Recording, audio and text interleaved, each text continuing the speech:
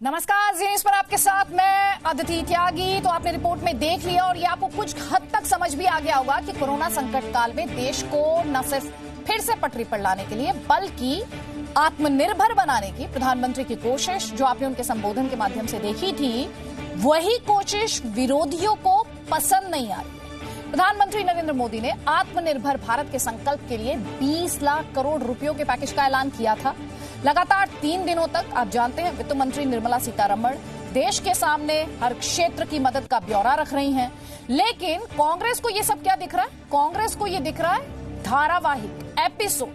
हर बात पर गरीबों का जिक्र करने वाले विपक्ष को ये रास नहीं आ रहा कि देश के गरीब और किसानों के लिए ये ऐलान कैसे किए गए हैं। वहीं लॉकडाउन 4.0 को लेकर भी सरकार आज ऐलान कर सकती है। हालांकि इस फैसले से पहले ही आपको ये भी बता दें कि मिजोरम ने लॉकडाउन 31 मई तक के लिए बढ़ा दिया है। विपक्षी दलों की सरकार वाले कुछ और राज्य भी लॉकडाउन बढ़ाने के हक में हैं और इसीलिए ये बड़ी बहस हम लेकर आए इन बड़े सवालों के साथ कि गरीबों को राहत पैकेज कांग्रेस के लिए धारावाहिक कैसे हो सकता है। महामारी चली जाएगी लेकिन कांग्रेस सियासत से कब बाज आएगी? किसानों के जन कल्याण पर विपक्ष का ग्रहण क्यों है? देश के संकट काल में भी विपक्ष सियासी चाल क्यों चल रहा है? और सबसे बड़ा सवाल ये कि क्या कांग्रेस नहीं चाहती आत्मनिर्भर बने आपका और हमारा देश भारत? कई खास मेहमान हमारे साथ, जल्दी से आपको बता देती हूँ। फिलहाल हमारे साथ इकोनॉमिस्ट विजय सरदाना जी हैं और हमारे साथ वरिष्ठ पत्रकार सीपी सिंह हैं। Very good morning to both of you. CP Singh sir, मैं आपके साथ शुरू करना चाहती हूँ क्योंकि हमने अक्सर ऐसी डिबेट्स पहले भी की हैं। सरकार कोई ऐलान करती है, विपक्ष उस पर सवाल पूछता है, लेकिन इस पैकेज को जो कि जीडीपी का 10% है उसे धारावाहिक बताना, एपिसोड बताना, ये तो एक तरह का ट्रिवियलाइजेशन हुआ ना।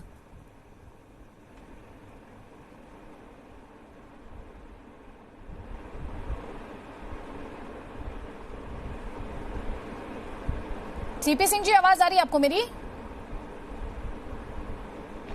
हाँ जी जी जी जी आ रही। देखिए, सबसे बड़ी बात यह है कि विपक्ष की राजनीति और विपक्ष की राजनीति की जो ट्रेनिंग रही है पिछले 72 सालों की, वह गरीबी को मिटाने की नहीं रही है, वह गरीबी पर राजनीति करने की रही है।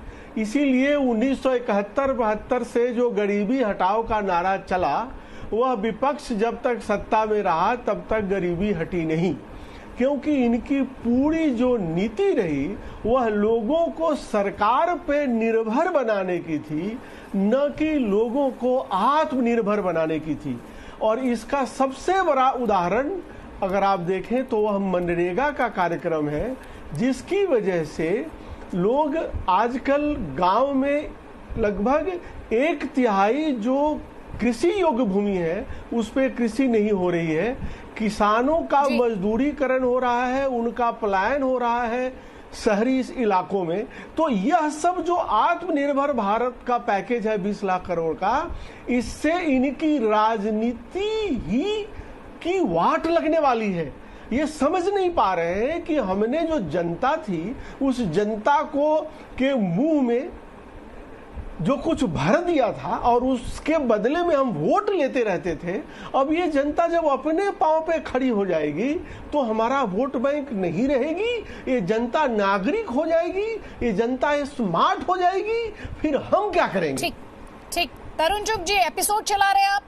हाँ, निर्मला सीतारमण, अनुराग ठाकुर क्या कह रहे हैं? कांग्रेस क्या कह रही है? एपिसोड चला रहे हैं आप लोग, गरीबी का मजाक बना दिया आपने। ऐसा है दीदी बहन, कांग्रेस के आंखों पर इटली का चश्मा लगा है। विश्व के अंदर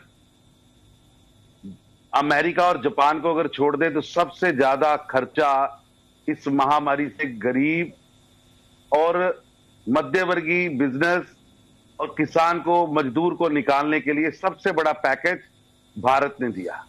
इतना बड़ा पैकेज देकर जहां 20 लाख करोड़ रुपए का पैकेज दिया है और उस पैकेज को केवल किसी की जेब में ना रह जाए, केवल किताबों में ना रह जाए, उसकी पूरी प्लानिंग की है कि कैसे वो पैसा नीचे तक जाएगा, कैसे किन किन मदों में जाएगा, कौन कौन उसके बेनिफिशियरीज रहेंगे। मेरे को हैरान है कि देश का वित्त मंत्री गरीब की, किसान की, मजदूर की, उद्योगपति की चिंता कर रहा है और हमारे जो कांग्रेस के नेता उससे एपिसोड बोल रहे। बहुत दुखद है क्योंकि इन्होंने आज तक झूठ की राजनीति की। मैं इनसे पूछना चाहता हूं, कभी इतना बड़ा पैकेज और इतनी बड़ी जीडीपी का इतना बड़ा हिस्सा कभी इस देश के अंदर दिया गया? देश के अंदर किसान प्रधानमंत्री रहे चौधरी चरण सिंह, देश के अंदर उप प्रधानमंत्री किसान रहे चौधरी देवीलाल, एक लंबी श्रृंखला है। लेकिन क्या किसानों के लिए इतना बड़ा इंफ्रास्ट्रक्चर 1 लाख करोड़ रुपए का? किसानों की केवल खेत की चिंता नहीं, किसान के बीज से लेकर मार्केट में ले जाकर और वहां भी उसको समेटने तक की एक एक पुड़ाव की चिंता भारत के प्रधानमंत्री जी ने की और उसकी घोषणा निर्मला सीतारमण जी करी। वैसे ही उद्योगपतियों के लिए कि आज अगर उद्योग इस 2 महीने के संकट के कारण बहुत बड़े संकट में है, तो उनको अभी काम शुरू करने के लिए धन से लेकर माल सप्लाई करने तक और वहां तक ये बातें निर्मला सीतारमण वित्त मंत्री हैं, उन्होंने आके कही हैं। प्रधानमंत्री मोदी ने इस पैकेज का ऐलान किया, लेकिन कहीं ना कहीं आप विपक्ष को कन्विंस नहीं कर पाए हैं। ऐसे विपक्ष को आप कन्विंस नहीं कर पाए हैं। ठीक है, मैं यहाँ पर विजय सरदाना जी को ले आती हूँ। आप जब ये सियासत देखते हैं सर, और दूसरी तरफ ये जो पैकेज है जिसे लेकर विपक्ष लगातार सवाल पूछ रहा है, एक एक्सपर्ट के तौर पर, एक इकोनॉमिस्ट के तौर पर, आप इस पैकेज को कैसे देखते हैं? देखिए, विपक्ष का काम उनको करने दीजिए। मेरा ये कहना है कि कोई भी हिट मूवी होती है ना, अगर आप इसको एपिसोड बोल रहे हैं, तो हिट मूवी में 3 चीजें इंपॉर्टेंट होती हैं। एक होता है हीरो, एक होता है विलेन, और कभी कभी हिट मूवी को बनाने के लिए आइटम नंबर भी डाल दिया जाता है। अब तीनों हिंदुस्तान की राजनीति में कौन क्या रोल प्ले कर रहा है, मैं जनता के ऊपर छोड़ देता हूं कि कौन हीरो है, कौन आइटम नंबर कर रहा है, कौन विपक्ष या विलेन की भूमिका कर रहा है। आई थिंक हमें उस पर टाइम नहीं लगाना चाहिए, क्योंकि देश के सामने और भयंकर चिंताएं हैं। जहां तक बात है पैकेज की, देखिए 2 चीजें इंपॉर्टेंट हैं। कोरोना का एक सबसे अच्छा फायदा इस देश को हुआ है, जो मैं हमेशा कहता हूं कि भारत क्राइसिस में हमेशा बहुत अच्छा परफॉर्म करता है। जो निर्णय पिछले 50 दिन में कोरोना वायरस ने करवा दिए, वो पिछले 50 साल में नहीं हुए। तो सबसे पहले हम सबको तो थैंक यू कोरोना बोलना चाहिए। और ये इसलिए निर्णय हो रहे हैं क्योंकि सबको पता था, पॉलिटिशियंस को भी पता था, ब्यूरोक्रेसी को भी पता था कि ये कानून ठीक नहीं है, इनको हटाना चाहिए, लेकिन राजनीतिक इच्छा शक्ति नहीं हो रही थी। आज कोरोना के सिचुएशन में एक मौका मिला है देश को आगे बढ़ाने के लिए, पुरानी जंजीरों को तोड़ने के लिए। तो जो पॉलिसी रिफॉर्म्स हो रही है उस दिशा में आपको देखना पड़ेगा, और जो एलोकेशन हो रहा है वो मजबूरी में ही सही, अब सही डायरेक्शन में जा रहा है कि आपको वेयर हाउसिंग चाहिए, आपको बाकी इंफ्रास्ट्रक्चर चाहिए, आपको एजुकेशन पे चाहिए। आज तक हेल्थ केयर पे हमने नहीं किया था, आज हम हेल्थ केयर पे कर रहे हैं। पटरी वालों को आज तक हम गिनते नहीं था, आज आप उनकी भी चिंता कर रहे हैं। तो कहने का मतलब ये है कि जो हो रहा है अच्छा हो रहा है, चाहे मजबूरी में ही, लेकिन हुआ तो सही। ठीक ठीक ठीक। राहुल चक्रवर्ती हमारे साथ जुड़ गए, टीएमसी सपोर्टर है। राहुल चक्रवर्ती, आपने सुन लिया, ये एक्सपर्ट की बात थी। उन्होंने कहा जो 50 साल में नहीं हुआ वो 50 दिन में हो गया। एक्शन हो रहा है, काम हो रहा है। इसमें एपिसोड क्या है सर? इसमें धारावाहिक जैसी क्या बात है? अदिति जी, इसमें सियासत की कोई बात नहीं है। बात यह है, जो देखिए, कोई अगर प्रधानमंत्री ने ऐलान किया है कोई पैकेज, जिसको हम लोग स्वागत करते हैं, बहुत बढ़िया बात है जो एक पैकेज ऐलान हुआ है। मगर बल्कि मैं पहले भी बोल चुके हूं, जो इसके पहले भी आरबीआई ने जिस 20 लाख करोड़ का ऐलान किया है, इसके आरबीआई को पहले देखिएगा आप 4 दफा 8 लाख करोड़ का पहले ऐलान कर चुके थे, और निर्मला सीतारमण जी ने उसका पहले 1,70,000, उसमें सब मिला हुआ है। अब जनधन प्रकल्प देखिए, उसमें 10,000 करोड़ रुपया। बाकी बात यह है, जो ये हमारा बात नहीं है, हमको ताज्जुब इस बात की लग रहा है, जो नितिन गडकरी साहब ने ऐसे एमएसएमई में बोल रहा है 5 लाख का बकाया है, तो वहां पे 3 लाख का पैकेज डिक्लेयर किया गया है। ये सही कौन कह रहा है? ये बड़ा प्रॉब्लम की बात है। जहां पे राज्य में एमएसएमई में 90,000 करोड़ रुपया लोन ऐसे ही देने वाले थे। तो हम इकोनॉमिक्स नहीं है, मगर ये हमारा जानने का बड़ा शौक है, जो किस तरह से इसको किया जा रहा है। बात यह है अदिति जी, जो ये पैकेज तो हो रहा है बहुत अच्छा, इमीडिएट रिलीफ क्या है इसमें? क्या इमीडिएट रिलीफ हो रहा है कुछ? ये क्या संग पहुंचेगा पैसा? आज जो देश जिस हाल में जा रहा है, आज माइग्रेंट लेबर का जिस हाल है, आज स्थिति जिस हाल में जा रहा है देश का, ये सब होने में 5 साल लग जाएगा। तो अभी जो हाल है, इसका रिलीफ कौन देगा? अभी सब तो पहले आदमी मर मुझे रहा मेरे है। साथ अगर डिबेट में आदमी आप बोलते जिएगा थे नहीं पैकेज नहीं आ रहा, तो पैकेज मर नहीं का आ क्या रहा, फायदा? पैसा नहीं दे रहा, पैसा नहीं दे रहा, पैसा दे रहा है, तो सर आप कह रहे हैं कि अभी इमीडिएट रिलीफ क्या है, तो पैसा सर ये कहाँ पैकेज से दे किसके रहा है? लिए है? देखिए, खैर बहरहाल ये आपने तो सवाल उठाया है, अजीब सा वाला आपने बात। मजदूरों की बात मैं की, यही अहम नहीं सवाल कह है, रहा हूँ। अहम सवाल है, जवाब लेकिन तरुण चुग जी जवाब दीजिए सर, क्या है? जवाब दीजिए। है कि मेरे टीएमसी के मित्र से निवेदन है कि मैंने बड़ी क्वाइट हियरिंग दी है, 1 मिनट के लिए मेरे को भी सुने। जब हमने 1,70,000 करोड़ रुपए का फर्स्ट पैकेज घोषित किया था तो सभी पार्टियों के लोग कह रहे थे ये जमीन पर नहीं आ सकता, प्रधानमंत्री मोदी ने केवल घोषणाएं की। मैं केवल उनको वो बातें बता रहा हूं जो अभी तक जनता की जेब में पिछले 40 दिन में पहुंच चुकी। इस देश के 16,394 किसानों के अकाउंट में पैसा जा चुका है मित्र। देश के 20 करोड़ बहनों के अकाउंट में पैसा जा चुका है मित्र। अरे बात यह है, तो इसका पहले भी हमने सुना था 15,000 के हर अकाउंट में जा रहा है। उनको पैसा जा चुका है। 80 करोड़ हिंदुस्तान के गरीबों के लिए भोजन जा चुका है। और आज देश के और इससे आगे की चिंता ये 20 लाख करोड़ उसके अलावा है। आप सोचिए जरा कि जिस तरह इस देश के अंदर हमने प्लानिंग की, गरीब के पैसा पहुंचे, मजदूर को पैसा पहुंचे, शेल्टर जोन में बैठे मजदूरों के लिए पैसा पहुंचे, देश के मजदूर की जेब के अंदर रोटी पहुंचे, इसकी चिंता भारत के प्रधानमंत्री नरेंद्र मोदी ने केवल चिंता नहीं की, उस चिंता को उसकी पॉकेट तक पहुंचाने का इंतजाम किया। एक अमाउंट वो बोल रहा हूं जो आरबीआई द्वारा सर्टिफाइड है, और ये 20 लाख करोड़ रुपया इस देश के गरीब के, इंडस्ट्री के, किसान के, महिला के घर जा रहा है। आपको पीड़ा ये है, इतना बड़ा पैकेज देने वाला भारत का ऐसा प्रधानमंत्री भारतीय आप लोग जो इतना दबे से कह रहे हैं, प्रधानमंत्री का अगर इतना दुख है कर रहा है। बताइए 70 के दशक में गरीबी हटाओ का नारा लगा था, गरीबी हटी, हमने सर मैं आपसे जवाब दूंगी। सर ये तस्वीरें चल रही हैं, अभी आप मजदूरों की बहुत बात कर रहे थे ना सर, बहुत मजदूरों की आप बात कर रहे थे। इस तस्वीरें मैं ये राहुल चक्रवर्ती को भी कह रही हूँ, ये इस डिबेट में सर मैं हर पैनलिस्ट को कह रही हूँ, ये तस्वीरें बहुत बड़ा सवालिया निशान लगाती हैं सर, ये तस्वीरें बहुत बड़ा सवालिया निशान लगाती हैं और इन तस्वीरों को बहुत संजीदगी के साथ लेने की जरूरत है। मैं ये कह रही हूं आप सबसे, जब आप अपनी पीठ थपथपाएं तो इन तस्वीरों पर जरूर गौर फरमाइएगा। हमारे साथ शुभ्रांश राय जुड़ गए, पॉलिटिकल एनालिस्ट हैं, कांग्रेस की आइडियोलॉजी से इत्तेफाक रखते हैं। एक तरफ ये तस्वीरें हैं तो दूसरी तरफ शुभ्रांश राय। अभी हम बाकायदा ग्राफिक्स के जरिए अपने दर्शकों को बता रहे थे कहां पर कितना रिलीफ पैकेज आया।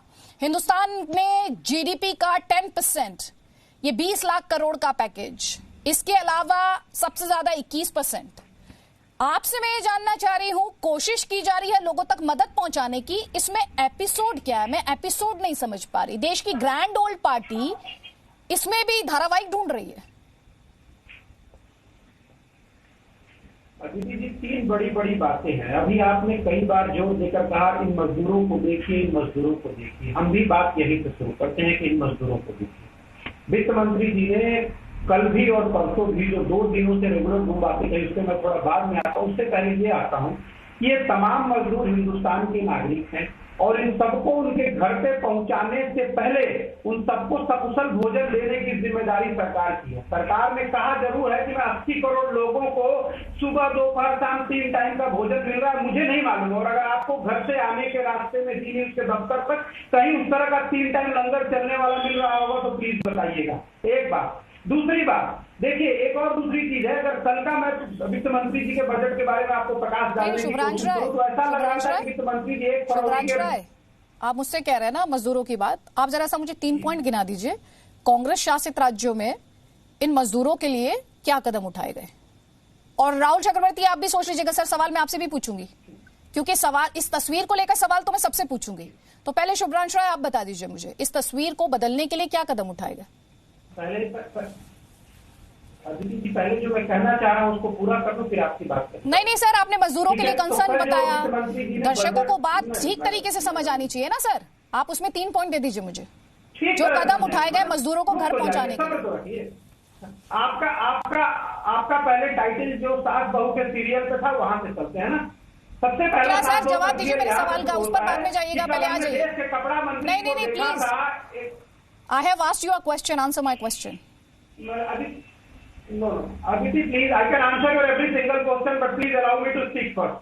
Yeah, I'm asking you a question. Answer that question. I'm allowing you to speak.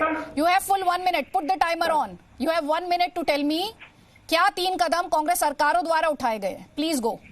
1 minute to answer this question. Madam BJP सरकार तो ले लीजिए. आपके जो क्वेश्चन की टैगलाइन है वो तो लीजिए. सर ऐसा लग रहा है. Sir, don't tell me what I am supposed to do. I know my job. This is precisely what I am doing. वही कर रही हूँ मैं. Answer my question. Please come to my question. मजदूरों की बहुत चिंता हो रही थी आपको. बहुत चिंता हो रही थी. आप मुझे याद दिला रही थी कि मैंने दफ्तर से आते हुए देखा है. मैंने देखा है. मैंने बिल्कुल देखा है मजदूरों को. और इसीलिए I'll hold you accountable before you make these tall claims. I'll hold all of you accountable. तो बताइए मुझे क्या 3 कदम उठाए गए. आप मुझे ये कह रहे हैं कि मैं टाइटल पे जाऊं. इन तस्वीरों को देखकर तकलीफ नहीं हो रही आपको. ये मजदूर नहीं है इस देश का हिस्सा, इस देश के सिस्टम का हिस्सा, इस देश के डेवलपमेंट मॉडल का हिस्सा. मुझे टाइटल याद दिला रहे हैं. टाइटल याद दिला रहे हैं आप मुझे. अरे मैडम मैं बोल लूं. 1 मिनट मैं बोल लूं. उसके बाद जवाब दीजिएगा ना. क्यों ओवरलैपिंग कर रही हैं आप. बोलिए 3 कदम बताइए मुझे. टाइमर लगाइए 30 seconds, not more than 30 seconds now. हाँ आप 30 सेकंड चुप रहिए प्लीज. पहली बात यह कि हमने देश के कपड़ा मंत्री को कब देखा. वो किसी टेलीविजन नेटवर्क पे कही थी 80 करोड़ परिवारों को राशन दिया गया. 80 करोड़ परिवार मतलब 350 करोड़ लोग. कहा दिया गया. ये सबसे बड़ा झूठ. दूसरा बड़ा झूठ तब भी तो राज्य मंत्री अनुराग ठाकुर ने बोला हम आज हॉस्पिटल का निर्माण शुरू करेंगे. हमारे पूर्वांचल में एक बात कही जाती है. चलिए मैं आपको 2 मिनट दे देती हूँ. शुभ्रांशु राय गूगल कर लीजिएगा. गूगल के पास बहुत सारे इलाज है, बहुत सारे सवालों के जवाब है. You don't have answer to my question. You don't have answer to my question. Thank you. आप इतने गूगल कर लीजिए, फिर मुझे बता दीजिएगा 3 कदम कांग्रेस शासित राज्यों में. और अपने दर्शकों से भी कह रही हूँ आज इन सबको बहुत ध्यान से सुनिएगा. 3 कदम पूछे मैंने, सिर्फ 3 कदम इन मजदूरों के लिए. जवाब नहीं है, तिलमिला उठे. ये सवाल का जवाब नहीं है, तिलमिला उठे. और ये राजनीति कर रहे थे, और ये राजनीति करने आए हैं. इनका पहली लाइन आपको याद हो कि इनको मजदूरों की चिंता थी, लेकिन मजदूरों के लिए 3 कदम क्या उठाए हैं इन्होंने, उसका जवाब नहीं है इनके पास. सोच लीजिए, पता कर लीजिए, फोन कर लीजिए. सर फोन कर लीजिए. मैं आपको टाइम दे रही हूँ, 3 मिनट दे रही हूँ इसी सवाल का जवाब पता करने के लिए. राहुल चक्रवर्ती, दीदी की सरकार ने don't shout at me please. संजीदा मुद्दा है, सेंसिटिव मुद्दा है. Don't shout at me. मुझे इंटिमिडेट मत कीजिएगा, ठीक है. Thank you. धमकाइएगा नहीं डिबेट में. राहुल चक्रवर्ती, ममता दीदी ने कौन से 3 कदम उठाए सर? पहला बात तो ये जो दिखा रहा है ये मजदूर का बात, ये हम आपसे सहमत हो. जो ये बड़ा भावुक है वो हो जाने वाला बात है. और दूसरी बात ये सबका कदम है, सबका रिस्पॉन्सिबिलिटी है, मगर राष्ट्र का सबसे बड़ा रिस्पॉन्सिबल होना चाहिए. मैं पहले अदिति जी आपका सवाल जो जरूर मैं जवाब दूंगा, मगर उसका पहले एक बात होना चाहिए था. हर लेबर को कहीं से कहीं जहां जो जगह पे है उसी से कहीं हिलना नहीं चाहिए था. केंद्र सरकार को एक पैकेज अगर पहले से तैयार कर देते जो कोई लेबर कहीं से नहीं जाएगा तो इसका सॉल्व तभी हो जाता. अब आप रुकिए, जवाब मैं तरुण चुग से लूंगी. सुन लीजिए, जवाब मैं तरुण चुग से लूंगी, लेकिन जब वापस आपको फ्लोर दूंगी आप मुझे बताएंगे पश्चिम बंगाल सरकार ने कौन से 3 कदम उठाए. प्लीज तरुण चुग जवाब दीजिए. उन्होंने एक सवाल उठाया है, अभी आर्थिक पैकेज से चले गए हैं मजदूरों पे, ठीक है. आप जवाब दीजिए सवाल का. उसके बाद राहुल चक्रवर्ती बताएंगे कि वेस्ट बंगाल की सरकार ने मजदूरों के लिए क्या 3 बड़े कदम उठाए हैं. तरुण चुग. मैं तो इनसे निवेदन करूंगा, मजदूरों के लिए जो केंद्र सरकार ट्रेनें चलाना चाहती है, बंगाल ने तो ट्रेनें चलाने की फाइल भी रोक रखी है. ममता दीदी, मैं उनसे निवेदन करूंगा आपके चैनल के माध्यम से कि वो माटी मानुस की बात कहां गई.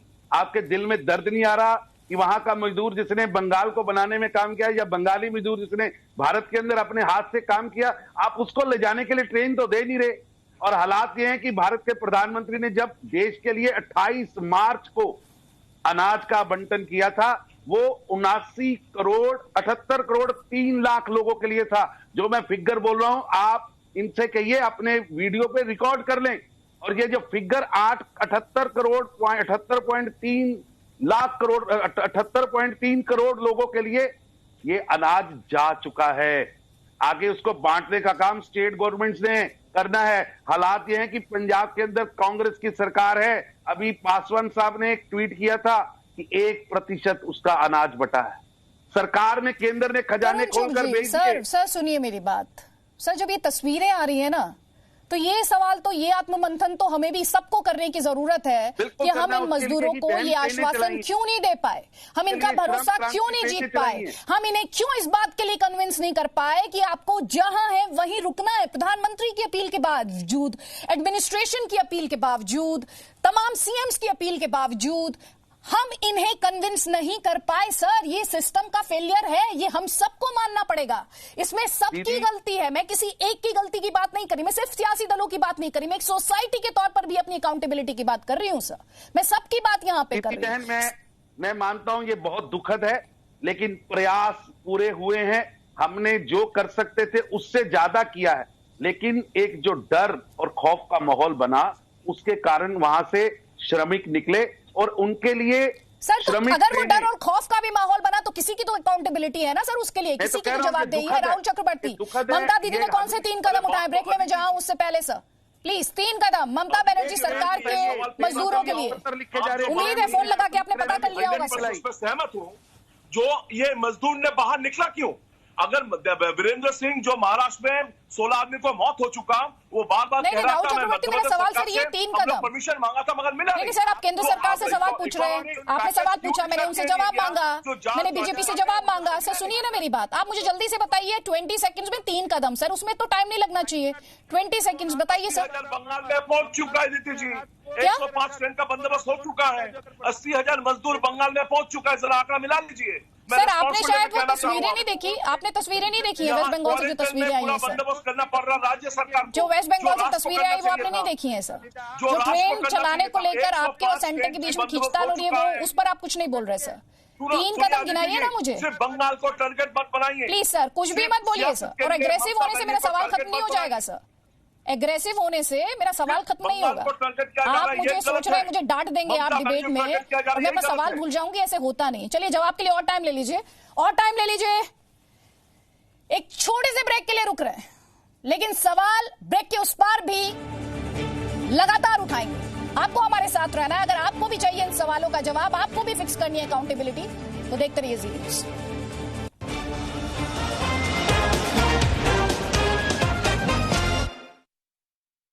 No signal, no worry. Presenting Z News app with live TV, latest updates and expert opinion. Available on Google Play and App Store. Download it now.